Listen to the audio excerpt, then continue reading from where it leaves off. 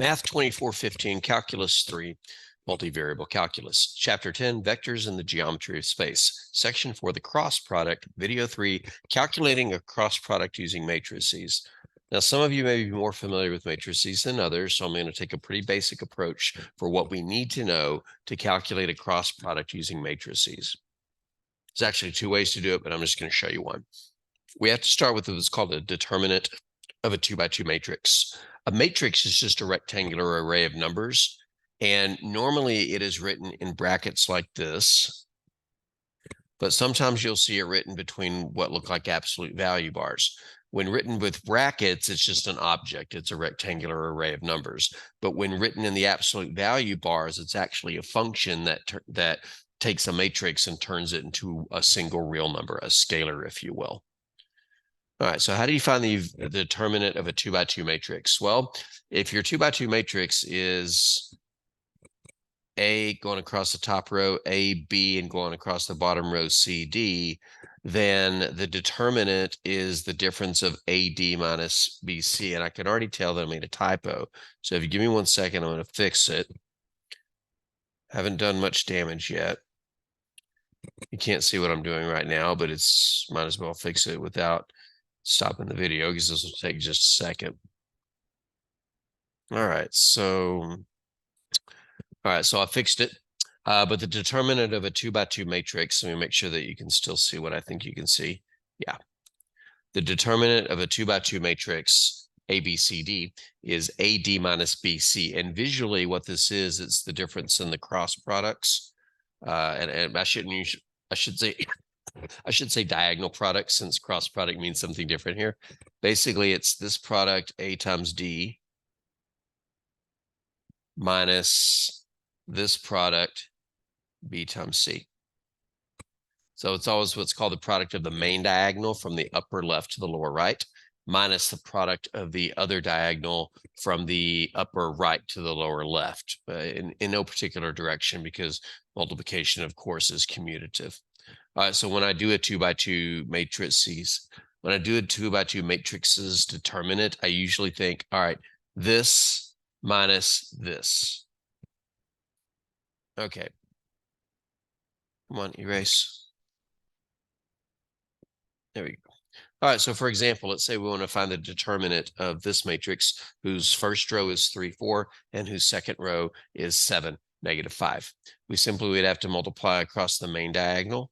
So 3 times -5. Make that 3 a little bit better. Then minus the product along the other diagonal, 4 times 7. That would give us -15 minus 28, which is -43.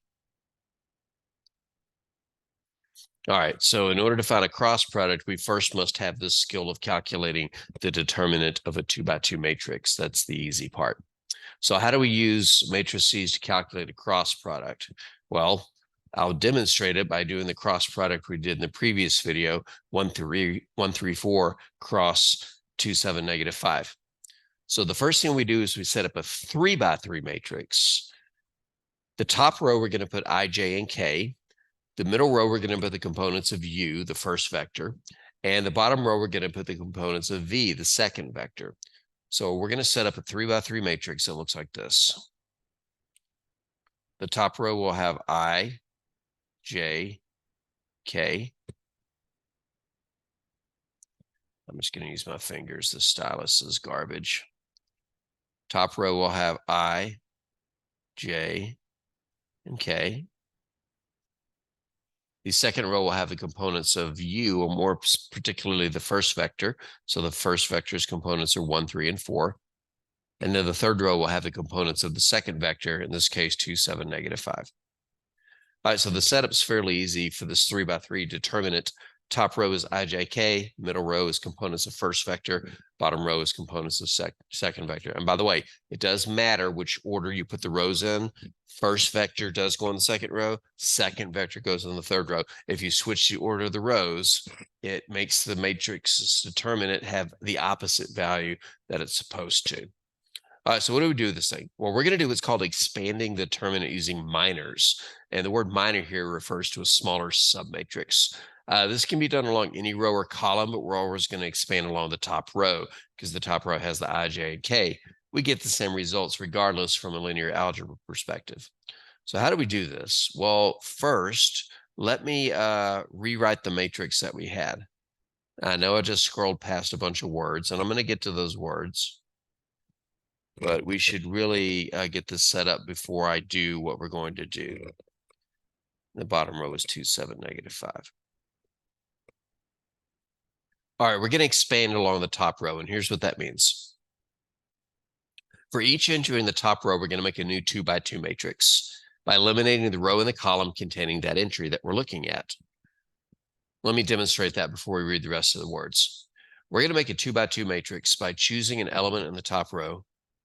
In this case, we'll choose the I, and think about eliminating the row and column that contains that. So we'll get rid of this row, this column. Now, I would not advocate literally crossing them out because I'm going to need to see everything. You'll notice we have a 2 by 2 matrix here, 3, 4, 7, -5. So we start by forming the 2 by 2 submatrix obtained by eliminating the row and column containing the element of the top row. In this case, that matrix would be, sorry, come on, 3, 4, 7, -5. Now, when you do this, what you're doing is you're creating the component for the I. And that's what the rest of these words say. Form a 2 by 2 by eliminating the row and the column containing the entry. This will serve as the component of the entry from the top row. So the entry we used to set this off was the I. So this is the component for the I. And then we'll do the same thing for the J and the K. So let's erase this.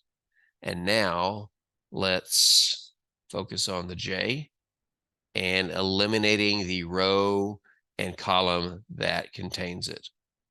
So eliminate this row and this column. And the 2 by 2 matrix that we are left with is 1, 4, 2, -5. If you're having trouble seeing it, it is right here. Okay, and the resulting 2 by 2 matrices determinant will serve as the component for the J. So we will go in here and put the J. And then we do it one more time. But this time we are going to focus on the K. And eliminate the row and column that contains it. And then look at the 2 by 2 matrix that is left over. In practice, you see these things. You don't write all the marks that I'm doing. You just got to get acclimated to it. All right. And so the matrix that we're left with is 1, 3, 2, 7. And because this was set off by looking at the row and column containing K, that's going to be K. Now, before we calculate any of these 2 by 2 determinants, we got to put in some pluses and minuses. The signs of this expansion alternate, starting with a positive.